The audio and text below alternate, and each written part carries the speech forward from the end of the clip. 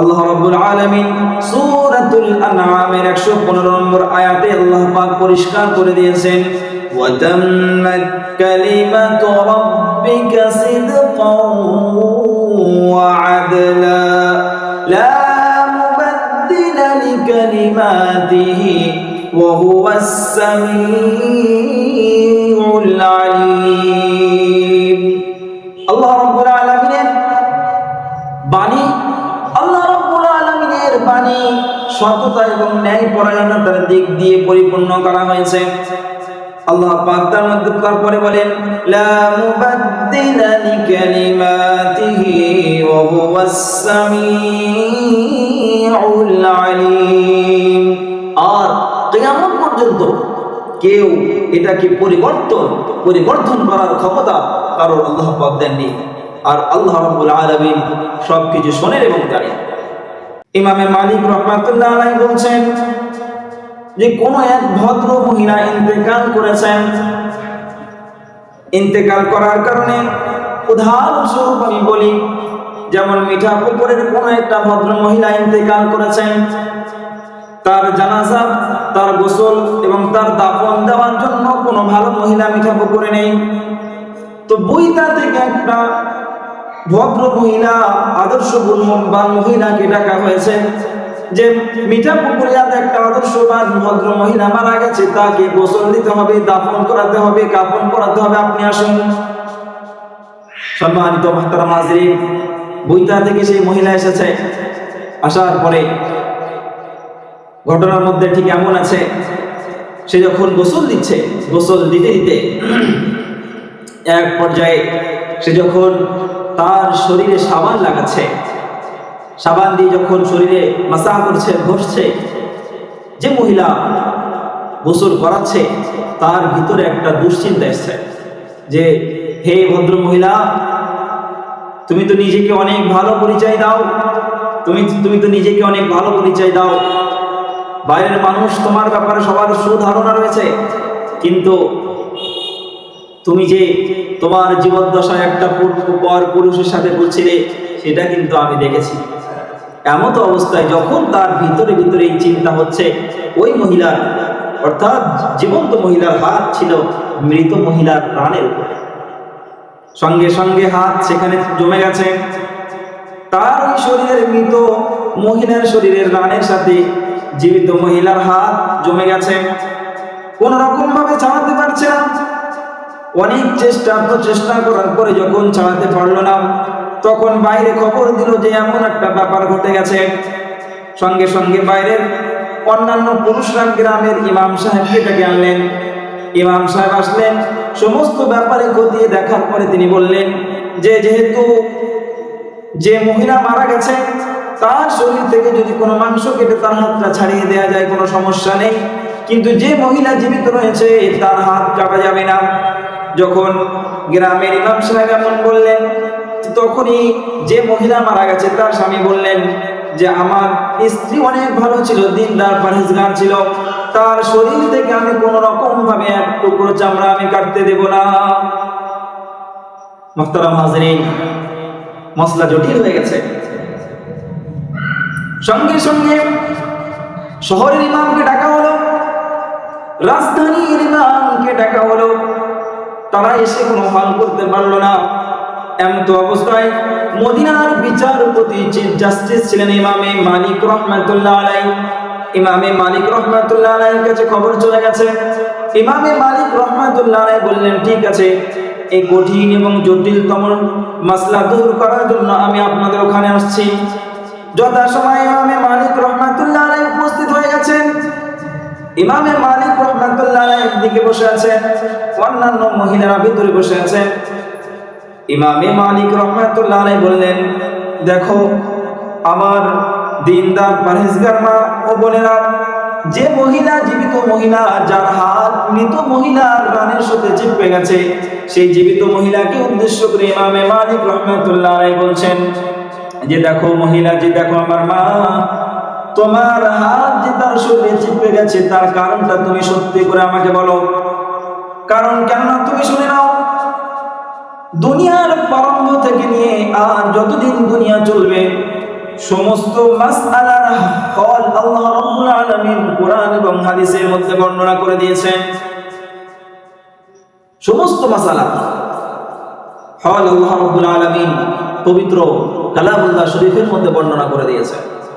তুমি ঘটনাটা খুলে বলো, আর যদি তুমি সত্য ঘটনা পরিষ্কার না করো তাহলে শুনে রাখো, মৃত মহিলার শরীর থেকে একটা পশম কাটা হবে না। এই মৃত মহিলার সঙ্গে তোমাকেও জীবন্ত কবর দেওয়া হবে। মসলা হয়ে গেছে আরো জটিল, সবাই চিন্তিত। এমন অবস্থায় সময় অনেক গড়িয়ে গেছে, কিন্তু সেই মহিলা, জীবিত মহিলা, সে কিন্তু পরিষ্কার করছে না যে কি কারণে তার হাত তার রানের সঙ্গে চিপকে গেছে। এই বিষয়টা সে পরিষ্কার করছে না। হযরত ইমাম মালিক রাহমাতুল্লাহ আলাইহি বললেন, দেখো কোরআনের রাডার আমার কাছে আছে, যদি তুমি পরিষ্কার না করো তাহলে শুনে রাখো এর জন্য কঠিন থেকে কঠিন শাস্তির সম্মুখীন হতে হবে। কেননা আল্লাহ রাব্বুল আলামিন পবিত্র সূরাতুল হুজরাতের সূরাতুল আনআমের রাহমাতুল্লাহ আলাইহি বর্ণনা করে দিলেন, দেখো এই কোরআন এবং হাদিসের মধ্যে সমস্ত মাসলার হল রয়েছে, সমস্ত সমস্যার সমাধান রয়েছে। তুমি যদি এই সমস্যা পরিষ্কার না করো তাহলে কিন্তু কোরআনের অর্ডার অনুযায়ী আমি তোমাকে কঠিন শাস্তির সম্মুখীন করব। ইমামে মালিক রাহমাতুল্লাহ আলাইহি এই কঠিন হুঙ্কারে সেই মহিলা সকাল থেকে নিয়ে সন্ধ্যা পর্যন্ত খাওয়া দাওয়া, প্রস্রাব, পায়খানা সবকিছু বন্ধ। রাত যখন হতে হতে যায় তখন সেই মহিলা বলছেন, ইমাম সাহেব, বাস্তব ঘটনাটা ছিল এমন, আমি যখন এই মহিলাকে গোসল করাচ্ছিলাম, সাবান দিয়ে যখন শরীরের সঙ্গে মাসাজ করছিলাম, সাবানটা ছড়িয়ে দিচ্ছিলাম, পানি দিয়ে পরিষ্কার করেছিলাম, তখন আমার অন্তরে একটা কুধারণা এসেছে। আমি মনে মনে ভেবেছিলাম যে এই মহিলা দুনিয়াতে গ্রামে সবাই তোকে অনেক নেককার পরহেজগার মনে করে, কিন্তু আমি তোকে একটা পর পুরুষের সাথে ঘুরতে দেখেছিলাম। ইমামে মালিক রাহমাতুল্লাহ আলাইহি সঙ্গে সঙ্গে বললেন, মাসলার হল পেয়ে গেছে। ইমামে মালিক বললেন, আল্লাহ রাব্বুল আলামিন পবিত্র সূরা নিসার 112 নম্বর আয়াতে জানিয়েছেন, ومن يكسب خطيئة أو إثما ثم يرم به بريئا فقد احتمل بهتانا وإثما مبينا। ইমাম মালিক রাহমাতুল্লাহ আলাইহি বললেন, ওই সমস্ত বান্দা যারা নিজেরা গুনাহ করে, ওমাই ইয়াকসিব খাতিয়াতান, যারা নিজেরা গুনাহ করে কিন্তু সেই গুনাহের ভার অন্য কারোর উপরে চাপিয়ে দিতে চায়, তারা কিন্তু যেন প্রকাশ্য গুনাহের বোঝা বহন হচ্ছে। সম্মানিত মুহতারাম হাজরিন, পরে জানা গেল যে মহিলা ওর নিয়ে যে বাজে মন্তব্য করেছে, অন্তরে অন্তরে গীবত বিল কলব করেছে, এটা কিন্তু বাস্তব ছিল না। সে তার কোন একটা আত্মীয়র সঙ্গেই কোথাও যাচ্ছিলেন, কিন্তু এই যে মহিলা, জীবিত মহিলা, ভিতরে ভিতরে অন্তরে অন্তরে তার যে একটা খারাপ অনুভব, চেতনা তার ভিতরে জেগেছে, যার কারণে আল্লাহ রাব্বুল আলামিন বাস্তবে এই দুনিয়াতে তার আযাব দিয়ে দিয়েছে। এখন কি করা যাবে? তার শরীর থেকে হাত কিভাবে দূর করা যাবে? এই মাসলার হল করতে গিয়ে ইমামে মালিক রাহমাতুল্লাহ আলাইহি বলছেন, আল্লাহ রাব্বুল আলামিন পবিত্র ঐশী বিধানের সূরাতুন নূরের 4 নম্বর আয়াতে পরিষ্কার করে দিয়েছেন, আউযু বিল্লাহি মিনাশ শাইতানির রাজীম, বিসমিল্লাহির রাহমানির রাহিম, ওয়াল্লাযীনা ইয়ারমুনাল মুহসানাতি ثم لم يأتون بأربعة شهداء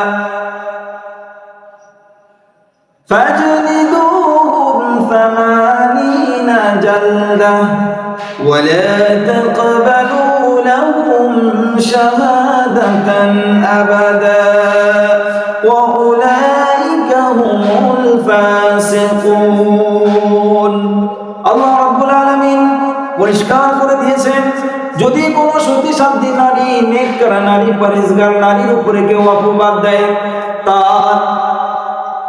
তার জন্য সঙ্গে সঙ্গে 4 জন সাক্ষী নিযুক্ত করতে হবে। যদি 4 জন সাক্ষী যদি উপস্থিত না করতে পারে, তাহলে ফাজদিদু সামানিনা জালদা, তাকে 80 বার বেত্রাঘাত করা হবে। ওয়ালা তাকবালু লাহুম শাহাদাতান আবাদা, এবং তাকে তার সাক্ষী কখনো গ্রহণযোগ্য করা হবে না। ওয়া উলাইকা হুমুল ফাসিকুন, আর সে হলো নাফরমান বান্দি, নাফরমান বান্দা। সম্মানিত মুহতারাম হাজরিন, কি করা যাবে?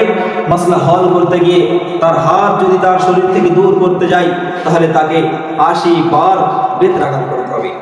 তাছাড়া মাসলার কোনো হল নেই। ইমামে মালিক রাহমাতুল্লাহ আলাইহি জাল্লাদকে বলল, জাল্লাদ তুমি তোমার কাজ শুরু করে দাও। জাল্লাদ 1 বার 2 বার মারতে মারতে মারতে মারতে 79 বার মারা হয়ে গেছে। মহিলা দুর্বল হয়ে পড়েছে।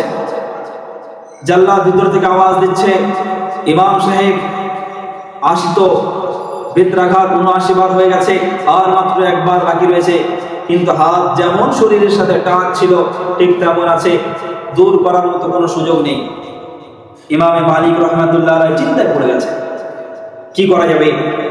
অনেক ভাবলেন, ভাবার পরে বললেন, দেখো জাল্লাদ, আল্লাহ রাব্বুল আলামিন 80 বার মারার অর্ডার করেছেন, না 81 বার না 79 বার। সুতরাং তুমি তোমার কাজ কমপ্লিট করো, ইনশাআল্লাহ এর সমাধান রয়েছে। সঙ্গে সঙ্গে জাল্লাদ যখন 80 বার বেত্রাঘাত কমপ্লিট করেছে, মাত্রই করতে দেরি, সঙ্গে সঙ্গে হাত তার শরীর থেকে দূর হতে দেরি হলো না। সুবহানাল্লাহ। সম্মানিত মুহতারাম হাজিরিন, এটাই হচ্ছে আল গীবত বিল কলব, অন্তরে অন্তরে গীবত করা, কোনো ভালো ব্যক্তির নামে অন্তরে গীবত পোষণ করা, ব্যভিচার করা, খারাপ ধারণা করা, এটাও কিন্তু গীবত বিল কলব।